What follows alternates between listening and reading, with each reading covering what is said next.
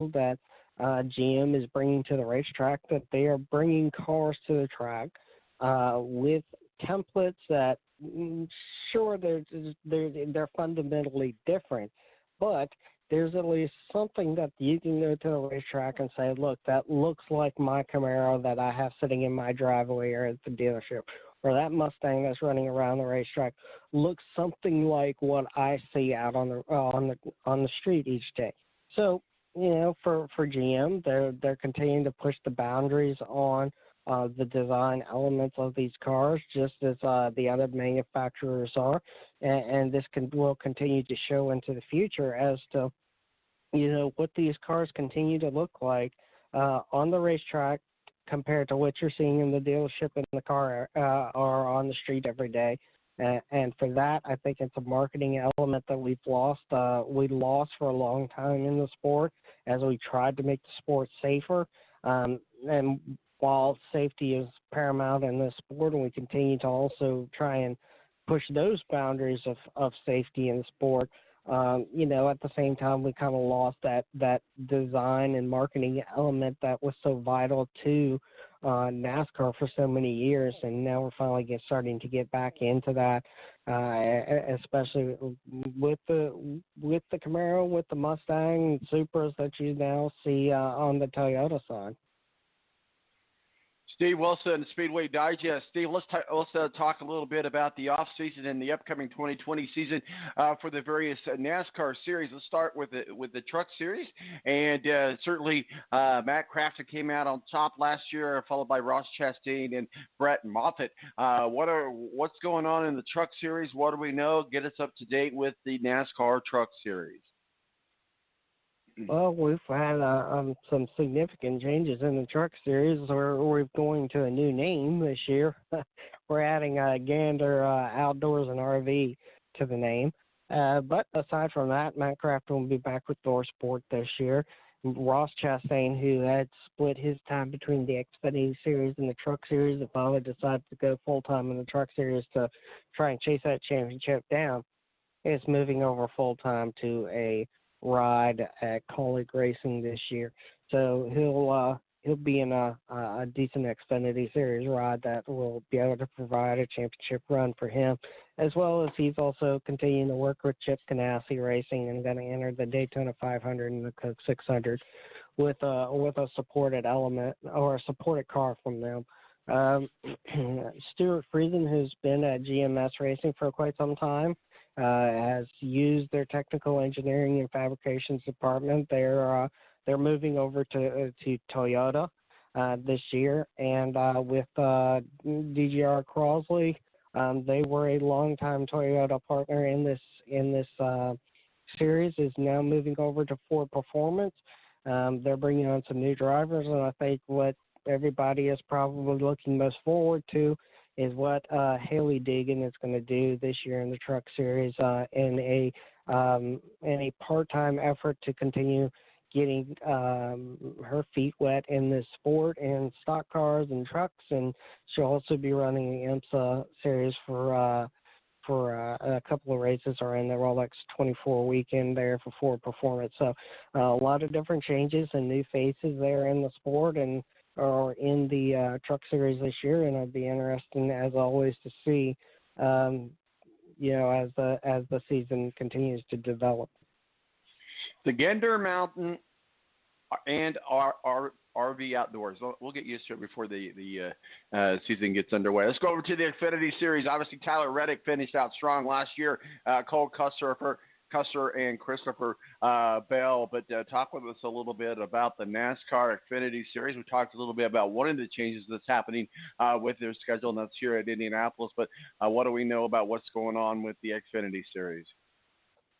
Well, with the Xfinity Series, the top three are no longer going to be top three in the sport, so we're going to get to talk about somebody new in 2020. All three of those drivers, Reddick, Bell, and Custer, are moving over into the Cup Series with various different teams in 2020. So I'm sure we'll be talking about them in the Cup Series some way, somehow.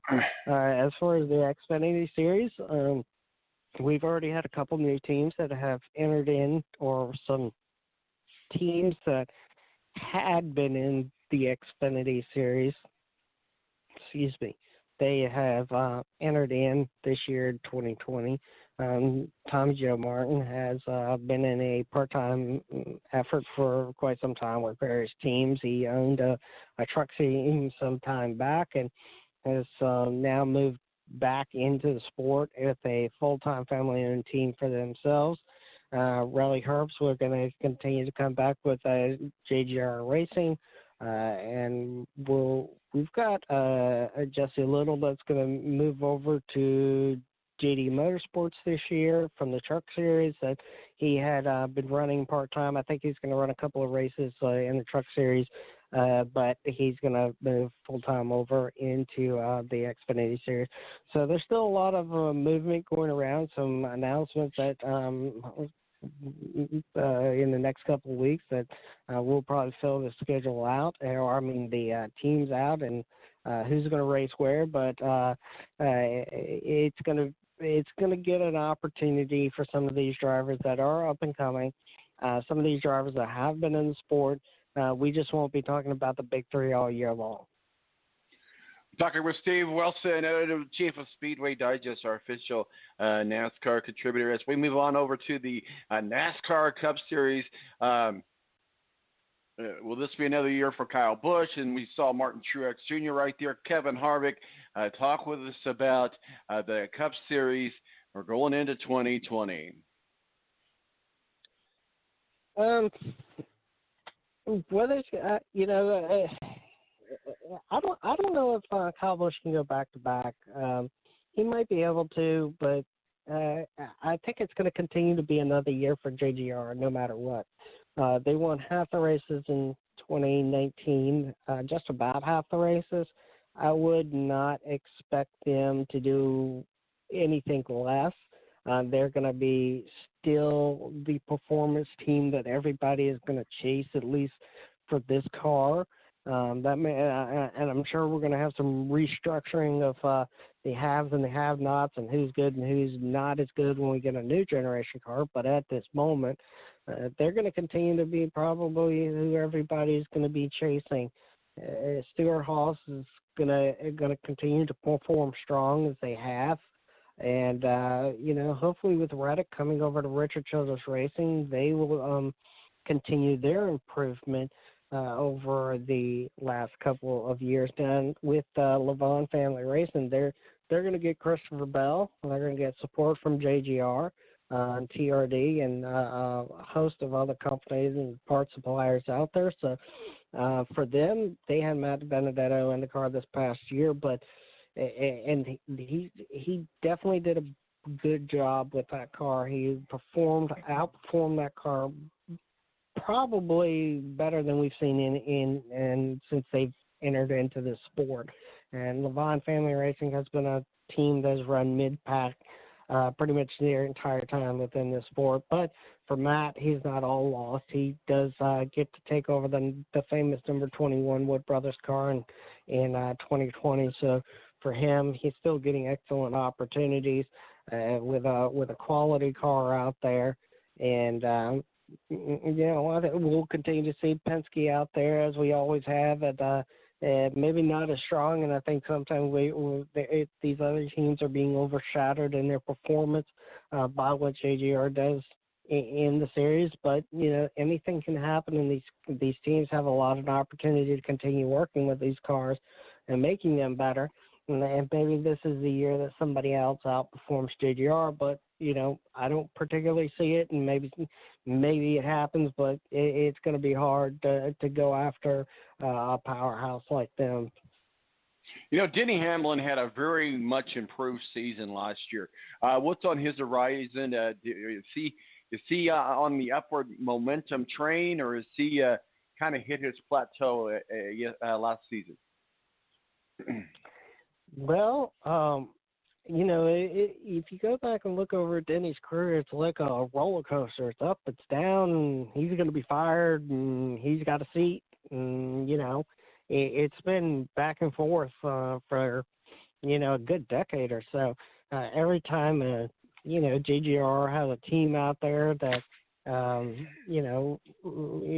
heard around the same time that Suarez was potentially going to exit JGR, that the rumor was, no, it's going to be Denny Hamlin. He's not doing so well. So, we continue to hear this out of, these rumors, but I think really Joe Gibbs is backing Denny Hamlin. What he did last year, he kicked the season off, won the Daytona 500, won five additional races throughout the year. And I think, Joe Gibbs goes back and looks and reevaluates that, Denny has had health problems over the years. He's had problems with his back. He's had problems with his shoulder. He's had surgeries. But it doesn't seem to have slowed him down. You just look at his performance last year. What he does this year, I think he continues that momentum. Whether it's, he kicks the season off again and wins the Daytona 500 or not, it's really anybody's guess. But I do think that he finally, he's turned a corner yet again. It was, 2018 was the only time in his career he hadn't won a race in the Cup Series since he had entered into the Cup Series. So I don't expect anything less out of him. I think people will again start to talk this year. Well, what if Denny Hamlin doesn't win a race? Is he going to be out of a seat, and is Christopher Bell going to come over? Because everybody knows that Joe Gibbs ultimately would like to have Christopher Bell in one of his rides and not a satellite team ride. So, that talk will continue to heat up, and if, Denny continues to perform, I think Joe Gibbs will continue to back Denny Hamlin in a car, and Joe will make the decisions on who goes and who stays at a later date. And I just think that right now he's on an upswing and maybe not plateaued yet. But, if you look traditionally over his career, at some point he's going to hit that roller coaster and fall back down that hill once again. We're talking with Steve Wilson, editor-in-chief of Speedway Digest, our official NASCAR contributor. One final topic I want to talk with you about going into 2020, and you mentioned it a little bit earlier, and that's the NASCAR Next Gen. Exactly what is NASCAR Next Gen, and what does it mean to fans and teams? Well, Next Gen is a reworking of the sport as a whole. If you listen to the way that they are selling this to the fans, to the drivers, to the media, what that kind of means is that it's just not a car, it's the schedule. In 2021, which will come out sometime this spring, around late March or the April time frame with the 3 series, NASCAR has already made changes this year with a doubleheader at Pocono. NASCAR has said that they're looking at other various different ways to run races, midweek races, double header races, more nighttime races, all kinds of different going to the new tracks, taking dates away from current tracks. They're looking at all kinds of different things when it comes to the schedule and what 2021 will be comprised of, and even the years after 2021, because they're no longer locked into the agreement of keeping dates at racetracks. Beyond that, there's a new car. They're building a brand new generation of car. The car not only is fundamentally different structurally and composition-wise. There'll be a new powertrain in the car in the next couple of years, which will include some kind of electrification that will boost horsepower, that will serve as braking power, serve as other parts of the car that match. Again, we go back to, we got away from what's on the street to we're now seeing hybrids on the street more prevalent, and NASCAR isn't looking at going at a hybrid, but they're looking at going to an electrification component. We're also going to go away from the 4-speed manual transmission. We're going to go to a rocker-style transmission that we see in V8 supercars, that we see in IndyCar, that we see in other series. We're going to go to floating differentials in the rear. So they're